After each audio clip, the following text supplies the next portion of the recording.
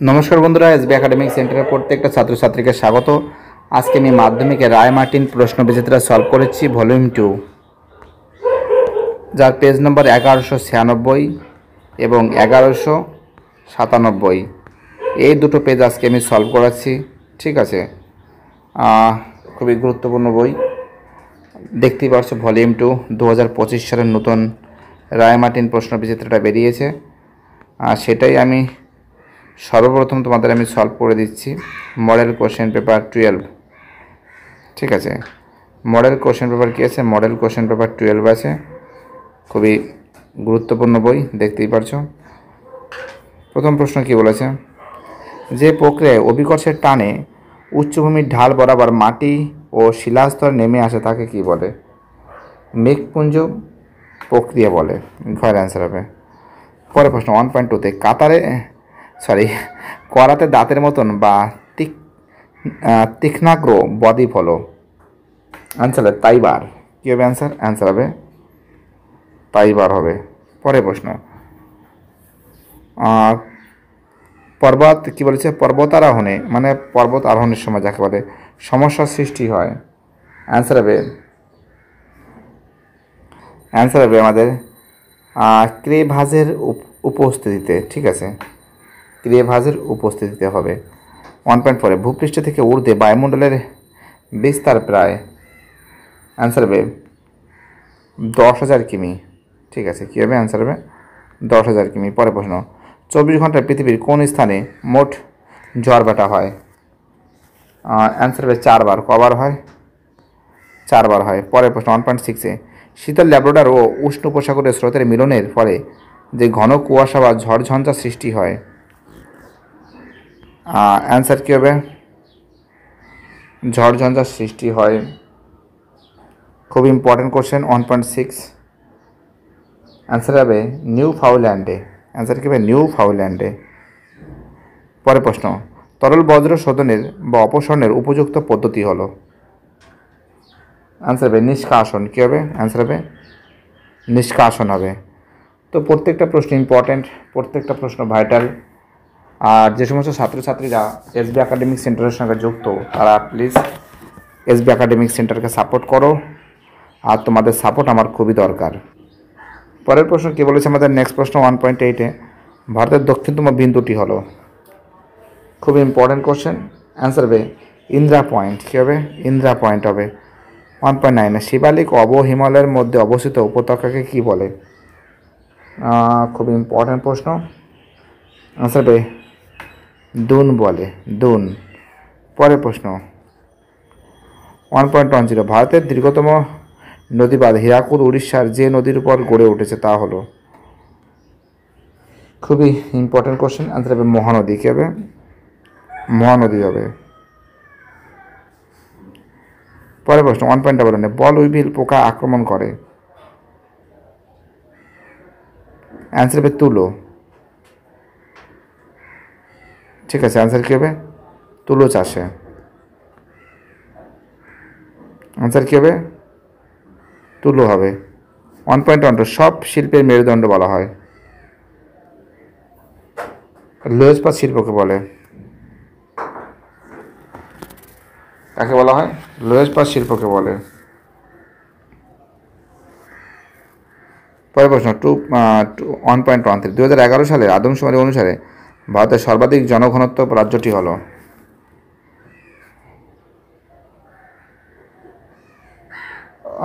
বিহার। কী হবে? বিহার হবে। 1.14 একক বৃহৎ স্কেলের মানচিত্র। খুব ইম্পর্টেন্ট কোশ্চেন। অ্যান্সার হবে মৌজা মানচিত্র। কী হবে? মৌজা মানচিত্র। কয়ের অ্যান্সার। তো দেখো, এবার আমি ঠিক এই যে প্রশ্নগুলো আছে সত্য মিথ্যা সেগুলো সলভ করাবো। ঠিক আছে, দেখতেই পারছো 2.11 বহির্বিধৌত সমভূমি নদী দ্বারা ব্যবিচ্ছিন্ন হলে তাকে ভ্যালি ট্রেন বলে। তো দেখো, প্রত্যেকটা প্রশ্ন কিন্তু ইম্পর্ট্যান্ট, প্রত্যেকটা প্রশ্ন কিন্তু ভাইটাল। যে সমস্ত ছাত্রছাত্রীরা এসবি একাডেমিক সেন্টারকে সাপোর্ট করছে, তাদের অসংখ্য ধন্যবাদ জানাই। তো দেখো তোমরা জানো এটা কিন্তু সঠিক হবে। পরের প্রশ্ন, পরিচালন বৃষ্টিপাত পদ্ধতিতে বৃষ্টির ছায়ে অঞ্চল সৃষ্টি হয়। খুবই গুরুত্বপূর্ণ প্রশ্ন, এটাও ঠিক আছে। পরের প্রশ্ন, ক্যাডমিয়ামের বিষক্রিয়ায় হাড়ের ভঙ্গুরতা বা ইটাই রোগের সৃষ্টি হয়। 1.13, এটাও ঠিক আছে। 2.14, গাঙ্গেয় বদ্বীপ সমভূমিতে জলাশয়ের সেচ প্রথা সবচেয়ে বেশি প্রচলিত। 2.14, এটা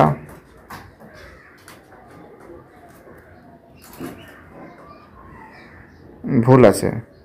ভারতের প্রমাণ দ্রাঘিমায় এলাহাবাদের উপর দিয়ে গিয়েছে। ঠিক আছে। ধানকে পিপাসারত ফসল বা তৃষ্ণারত ফসল বলা হয়।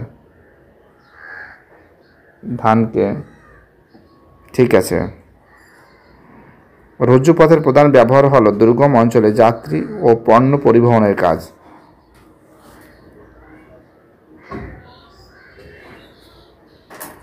তো তোমরা জানো যে রজ্জুপথ বলতে বোঝানো হচ্ছে দুর্গম অঞ্চল, অর্থাৎ পাহাড়, ঠিক আছে, পর্বত, এই সমস্ত জায়গায় কিন্তু যে যাওয়াটা হয়, পণ্য পরিবহন করা হয়। তো সেই হিসেবের দিক থেকে এখানে বলেছে দুর্গম অঞ্চল মানে পাহাড় পর্বত। তো দুর্গম অঞ্চলে যাত্রী পণ্য মানে পাহাড় পর্বতের কথা বলা হয়েছে। তুমি রাইট মারতে পারো, শুদ্ধ করবে। ঠিক আছে, এবার আমি তোমাদের পরের প্রশ্নগুলো সলভ করে দেবো। ঠিক আছে। 2.21-এ ভূমিরূপ বিদ্যার গ্রেড শব্দটি প্রথম ব্যবহার করেন। খুব ইম্পর্টেন্ট কোশ্চেন, তোমরা জানো যে জি.কে. গিলবার্ট, তাই তো? কে করেন? জি.কে. গিলবার্ট করেন। বানামও দেখে দিতে হবে নাকি? ঠিক আছে, বানাম তোমরা বাংলাও লিখতে পারো, ইংলিশে লিখতে পারো। G K. Gilbert, GILBERT, G K. Gilbert. 2.22, বায়ুপ্রবাহের পথে সাধারণত মহাদেশগুলি পশ্চিম দিকে মরুভূমির সৃষ্টি হয়েছে। এটা আয়ন বায়ু হবে। কী হবে? আয়ন বায়ুর ফলে হচ্ছে, আয়ন বায়ুর ফলে হচ্ছে। ওকে। 2.23, বাতাসে ভাসমান অনুবীক্ষণহীন ধূলিকণাকে কি বলে? অ্যারোসল বলে। অ্যারোসল বলে। পরের প্রশ্ন, চাঁদ ও সূর্যের আকর্ষণে সৃষ্ট জলকে কি বলে? ভরা কটাল বা তেজ কটাল বলে। ভরা কটাল, কোয়া টয় কাল্লা, ভরা কটাল বা তেজ কটাল বলে। 2.25, ড্যাশ মেঘালয় মালভূমির সর্বোচ্চ শৃঙ্গ। অ্যান্সার হবে শিলং। কী হবে? শিলং হবে। ঠিক আছে, চলো পরের প্রশ্ন, ভারতের গভীরতম পোতাশ্রয় যুক্ত বন্দরের নাম কি? আনসার হবে বিশাখাপত্তনম,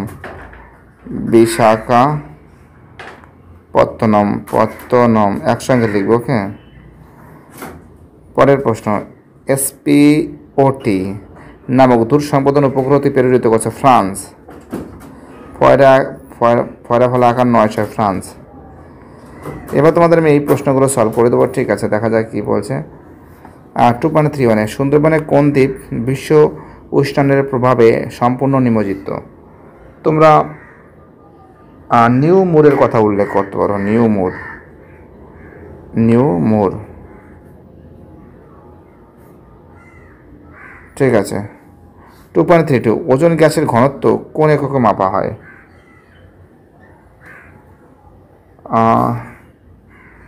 ডবসন,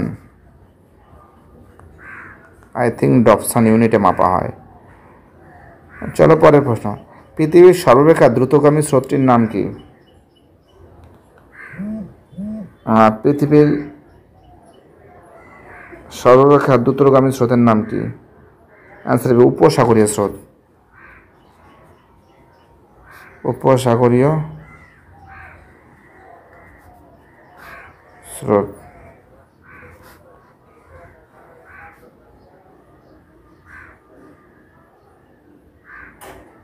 পরের প্রশ্ন, পৃথিবীর পার্বত্য ঢালে ভূমিক্ষয় রোধের একটি কৃষি পদ্ধতির নাম কি? তোমরা ধাপ চাষের কথা উল্লেখ করতে পারো, ধাপ চাষ। ঠিক আছে। 2.36 ভারতের বনভূমির শতকরা পরিমাণ কত?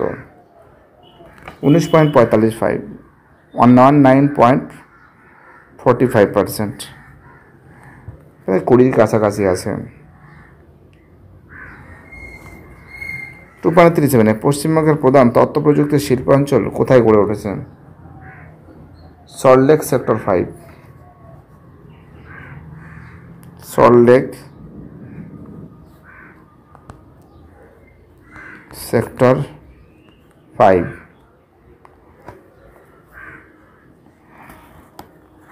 উপগ্রহ চিত্রে বনভূমি কী রঙের সাহায্যে দেখানো হয়? লাল। ওকে, এবার তোমাদের এই ম্যাচিংটা দেখিয়ে দিচ্ছে, ঠিক আছে, দেখে নাও।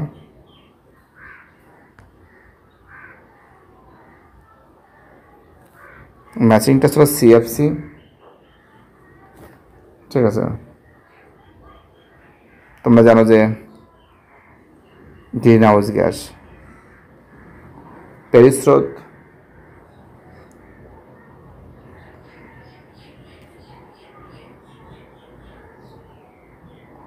মশলার শহর হবে কোঝিকোড হবে, আর লু হবে চলো উত্তর পশ্চিম ভারতে, আর পেরু স্রোত হবে আটাকামা মরুভূমি। তো যাই হোক, মোটামুটি যতটা পেরেছি তোমাদের আমি সলভ করে দেওয়ার চেষ্টা করেছি। অসংখ্য ধন্যবাদ যারা ভিডিওটা দেখছো, যারা চ্যানেলের সঙ্গে যুক্ত আছো, যারা চ্যানেলটাকে সাপোর্ট করছো, যাদের সাপোর্টের কারণে এসবি একাডেমিক সেন্টার দ্রুত বেগে সামনের দিকে এগিয়ে চলছে।